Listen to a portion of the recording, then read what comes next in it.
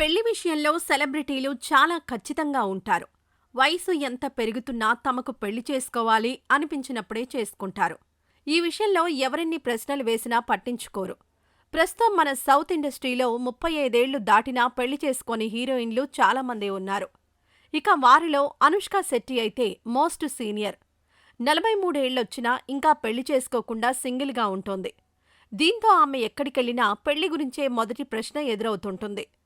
ప్రస్తుతం ఘాటీ చిత్ర ప్రమోషన్లలో బిజీగా ఉన్న అనుష్క తన పెళ్లి గురించి తాజాగా చేసిన వ్యాఖ్యలు వైరల్ అవుతున్నాయి. కన్నడ బ్యూటీ అనుష్క శెట్టి 2005లో సూపర్ మూవీతో టాలీవుడ్లో ఎంట్రీ ఇచ్చింది. తొలి సినిమాతోనే తన అందచందాలతో ఆకట్టుకున్న ఈ ముద్దుగుమ్మ అరుంధతితో టాప్ హీరోయిన్గా ఎదిగింది. సుమారు 10 ఏళ్ల పాటు తెలుగు సినీ ఇండస్ట్రీలో తిరుగు లేకుండా కొనసాగింది. చాలామంది అగ్ర హీరోలతో నటించి మెప్పించింది. ముఖ్యంగా ప్రభాస్తో ఆమె చేసిన సినిమాలన్నీ హిట్టే. వీరిద్దరూ డేటింగ్లో ఉన్నారని ఎంతో కాలంగా పుకార్లు వస్తూనే ఉన్నాయి.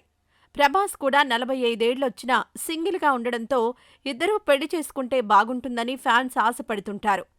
వీరిద్దరికీ పెళ్లి కుదిరిందని చాలాసార్లు ప్రచారం కూడా జరిగింది. అయితే దీన్ని వారు ఖండిస్తూ వచ్చారు. తాము మంచి స్నేహితులమే తప్ప ప్రేమికులం కాదని క్లారిటీ ఇచ్చారు.